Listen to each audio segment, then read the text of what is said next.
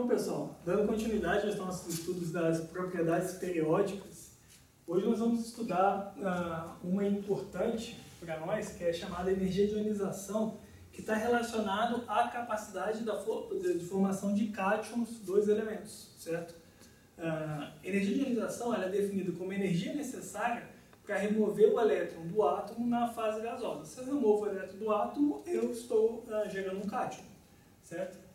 Qual que é a lógica envolvida aqui? Vou pegar aqui o átomo mais simples, o hidrogênio, certo? Então o hidrogênio ele tem apenas um próton, um elétron que está na camada N igual a 1, certo? Se eu adiciono energia nesse átomo e esse elétron é capaz de absorver essa energia, se eu tiver um valor definido, ele pode ser excitado da camada N igual a 1 para a camada N igual a 2, certo? Em que a energia aqui necessária para esse processo é exatamente a diferença de energia entre N2 e N1. Nós, quando estudamos, pensando aqui no modelo de Bohr, nós inclusive verificamos qual que é a equação para calcular essa energia envolvida nesse processo, certo? Mas se eu tenho uma situação em que a energia absorvida por esse elétron ela é grande o suficiente para remover o elétron do átomo totalmente, daí eu vou ter um processo de ionização, certo? E a energia de ionização, como eu falei, é exatamente essa energia. A energia necessária para se mover o elétron de um átomo, por definição, na fase gasosa. E aí eu já vou explicar por que na fase gasosa. Quando a gente fala dos estados físicos, pensar nos ordinários, o sólido, líquido e gasoso, no sólido e no líquido, que nós temos fases condensadas, os átomos ou as moléculas que fazem parte do sistema estão interagindo entre si também, certo? Daí, nessa situação, para remover o elétron desse sistema, não estou levando em consideração apenas a energia envolvida por partícula, mas sim de um agregado que faz parte daquele sistema que está condensado. Na fase gasosa, as partículas, os átomos estão dispersos entre si, certo? E aí, nessa situação, eu posso garantir que a energia necessária para remover o elétron é unicamente a energia que prendia aquele elétron no átomo e não naquela fase condensada, certo? Então, por isso que tem essa definição aqui. Então, para eu sair de um átomo X qualquer, aqui hipotético da fase gasosa, adiciono energia nesse sistema e tem a remoção de um elétron, a energia necessária para isso, que é a diferença da energia final menos a inicial, é o que a gente define como sendo a energia de ionização, certo? Portanto, quanto menor a energia de ionização, maior a capacidade daquele elemento tem de formar um cátion, porque mais fácil vai se remover o elétron, mais fácil porque eu vou precisar de menos energia para remover aquele elétron do átomo, certo? Uma vez que essa é a definição de energia de ionização. Vamos pensar, então, em termos de alguns elementos para verificar como que isso varia na tabela periódica. Eu peguei aqui 3 elementos que fazem parte do segundo período, ou seja, da segunda linha da tabela periódica. O lítio, de número atômico 3, portanto 3 prótons, 3 elétrons, berílio, número atômico 4, flúor, número atômico 5, certo? Bom, todos aqueles 3 elementos possuem 2 camadas. A gente já sabe que o flúor ele é menor do que o berílio, que é menor do que o lítio, por conta da questão da atuação do que a gente definiu como sendo a carga nuclear efetiva, que é de fato a carga sentida pelos elétrons numa determinada camada, considerando a blindagem dos elétrons das camadas mais internas, certo? Bom, se a gente for pensar aqui então, só para a gente relembrar isso, eu quero saber a energia para remover esse elétron aqui. Então a energia que eu preciso para remover é igual à energia que está ligando ele no átomo, certo? Está mantendo ele preso no átomo. E essa energia que mantém ele preso no átomo, de acordo com o modelo que a gente tem desenvolvido, é uma energia eletrostática, certo? Portanto, essa energia eletrostática depende da carga que está puxando aquele elétron para manter ele dentro do átomo. E a carga que esse elétron sente é o que a gente chama de carga nuclear efetiva. Então vamos pensar, a carga nuclear efetiva sentida por aquele elétron ali, quanto que vai ser? Vai ser de fato a carga do núcleo, menos pelo modelo que a gente desenvolveu nas aulas anteriores, menos o número de elétrons que tem entre o núcleo e a camada que nós estamos analisando. Portanto, nesse caso aqui, a carga nuclear que esse elétron sente vai ser 3 menos 2, que é igual a mais 1, certo? Vamos analisar agora o caso do berílio. Então aqui eu tenho esse elétron da camada de valência sendo preso ao átomo, por assim dizer, por uma carga positiva mais 1. No caso do berílio, vamos considerar agora a carga nuclear efetiva sentida por esse elétron lá, certo? Primeiro, se eu for remover um elétron, é lógico da gente pensar que ele vai ser removido da camada de valência, das camadas mais externas, porque elas são mais frequentemente ligadas ao núcleo, uma vez que a energia de interação eletrostática é inversamente proporcional à distância. Tudo aquilo que a gente já desenvolveu lá atrás, certo? E a mesma lógica envolvida aqui. No caso do berílio, a carga nuclear efetiva vai ser o quê? Vai ser 4 menos 2, ou seja, mais 2, certo? Por aqui, então, a gente já vê diretamente que a energia de ionização do lítio vai ter que necessariamente ser menor do que a energia de ionização do berílio. Por quê? Porque a carga que prende aquele elétron na camada de valência ao núcleo é maior no berílio do que no lítio. Além disso, a distância é menor também. A gente já viu que ele é maior, mas não vamos nem falar de distância, podemos olhar diretamente isso para a carga, certo? E um outro caso, pensar no caso extremo lá, já tendo agora o flúor. O flúor, ele também está nesse mesmo período, certo? Portanto, tem duas camadas também. E aí, se eu pegar na camada de valência, a carga nuclear efetiva naquele elétron, o que vai ser? 9 menos 2, mais 7, bem maior do que esses casos aqui, certo? Então, a gente chega à conclusão de que o flúor ele vai ter a maior energia de ionização nesse caso.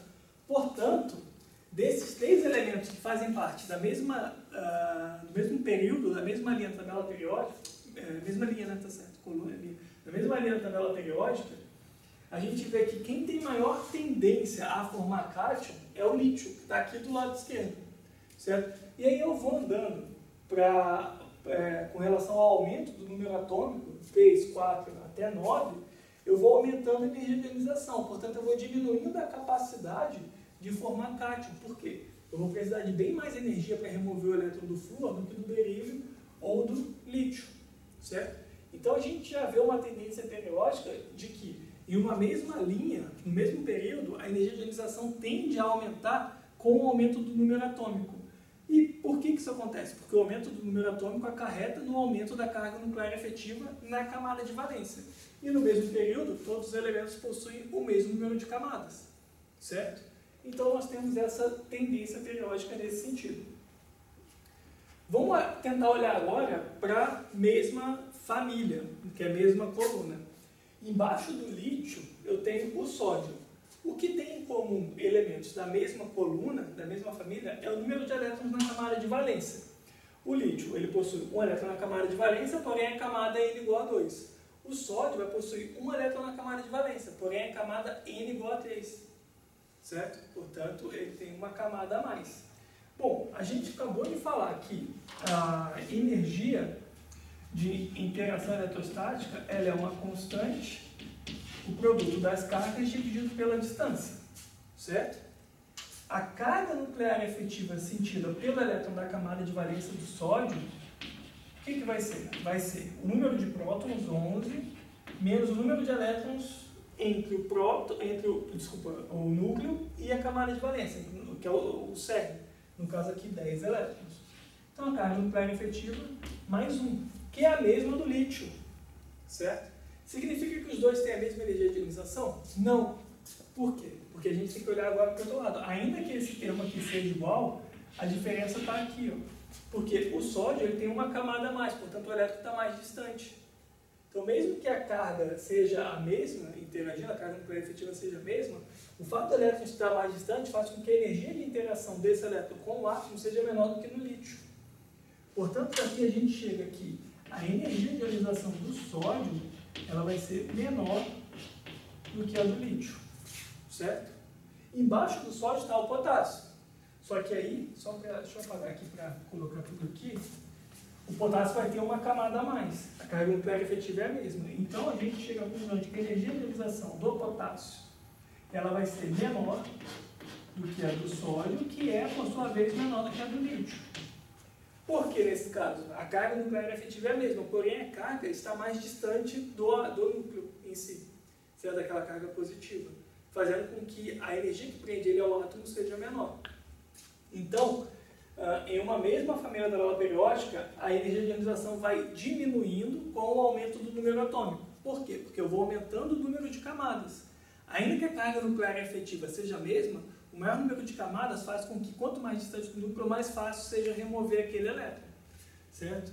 Então daí nós temos essa tendência periódica de aumento da energia de ionização com o aumento do número atômico na mesma linha, no mesmo período, e a diminuição da energia de ionização com o aumento do número atômico na mesma família, ou mesma coluna, certo? Nesse caso, por conta da carga nuclear efetiva, que vai aumentando, e nesse caso, por conta da distância entre o elétron da camada de valência e o núcleo, que também vai aumentando. Só que eles são inversamente proporcionais com relação à energia de interação eletrostática. Beleza, pessoal? Bom, vou colocar uns dados aqui para chamar a atenção da gente. Aqui a ideia é a seguinte, ó.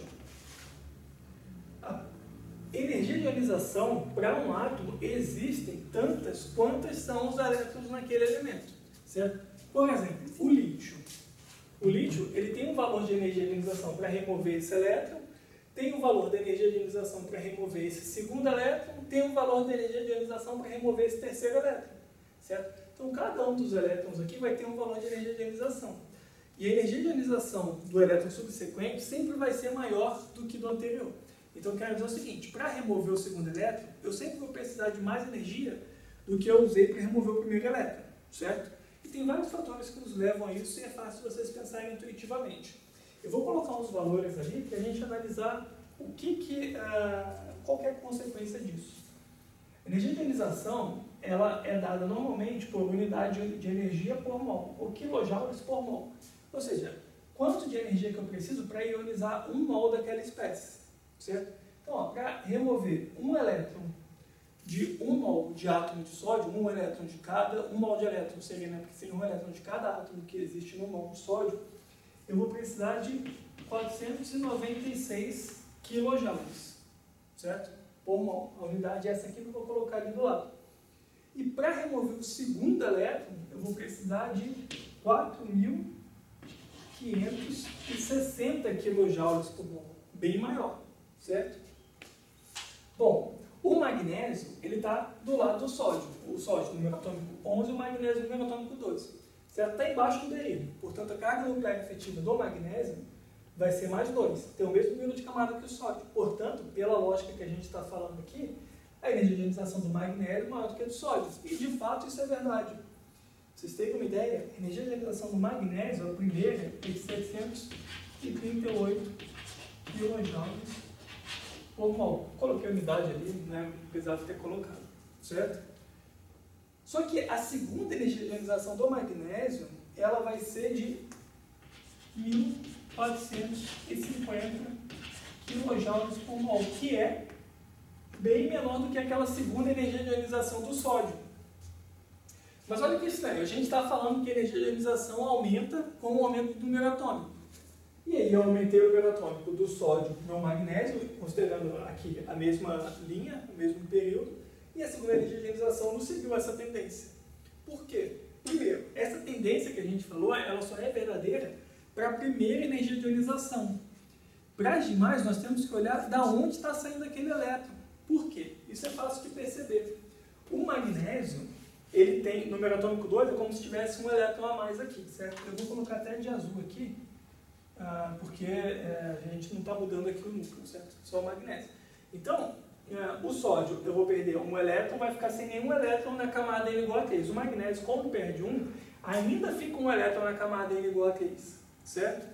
O segundo elétron a ser removido do sódio é um elétron da camada N igual a 2 já, certo? E vamos olhar qual que é a carga nuclear que o elétron da camada N igual a 2 do sódio sente.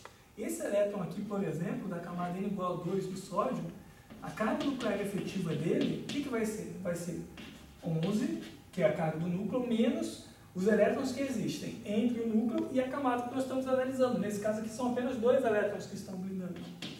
Ou seja, mais 9.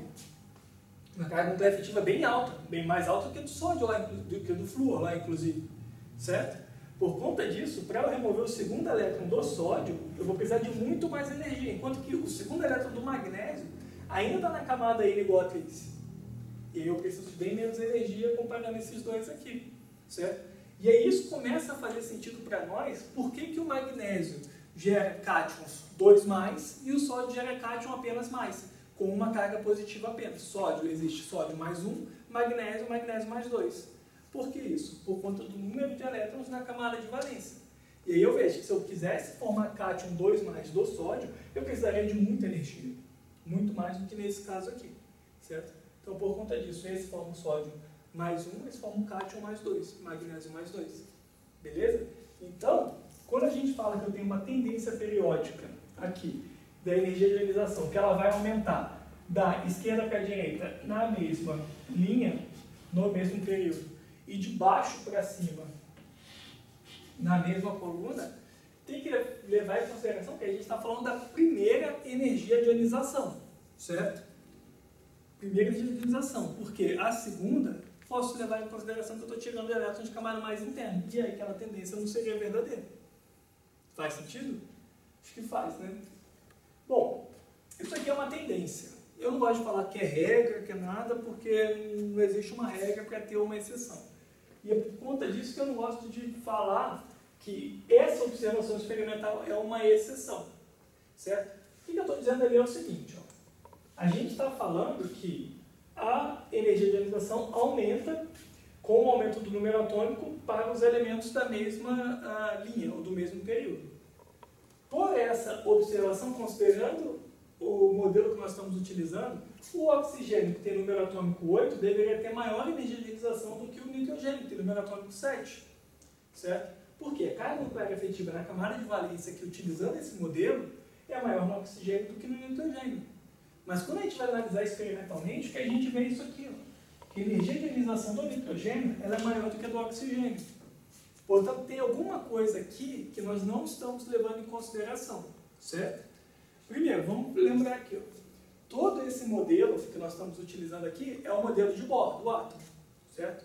E o modelo de Bohr, ele tem como falha, não é falha a palavra aqui, mas uma não correspondência com os modelos mais modernos, é a subdivisão das camadas em subcamadas e depois em orbitais, certo?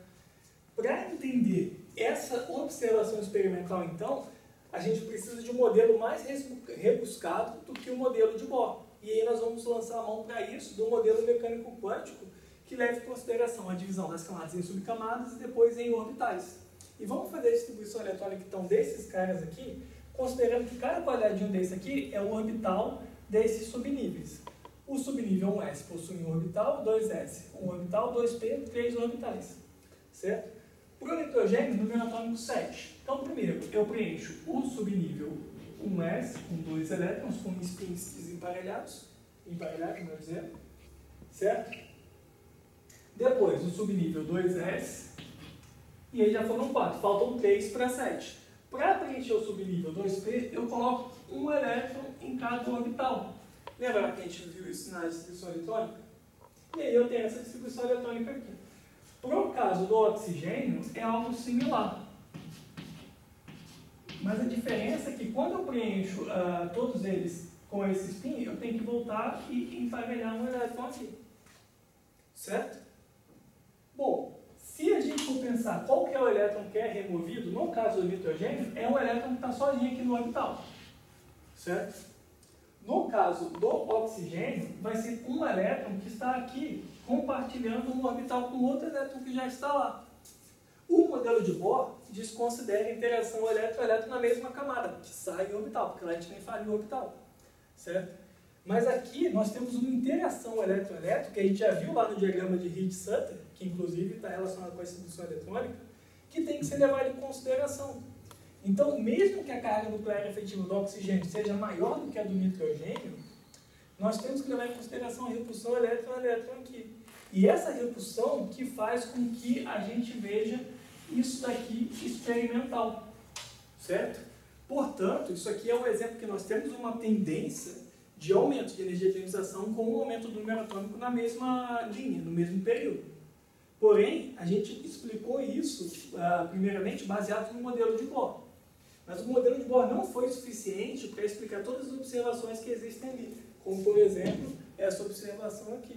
E aí, nesse caso, a gente tem que lançar a mão de algo mais rebuscado do que aquele modelo anterior para explicar essa observação experimental. E é assim que se dá mesmo no desenvolvimento científico. A gente falou lá do desenvolvimento atômico que novas observações requereram modelos mais completos, mais amplos, certo? Esse aqui é mais um exemplo desse.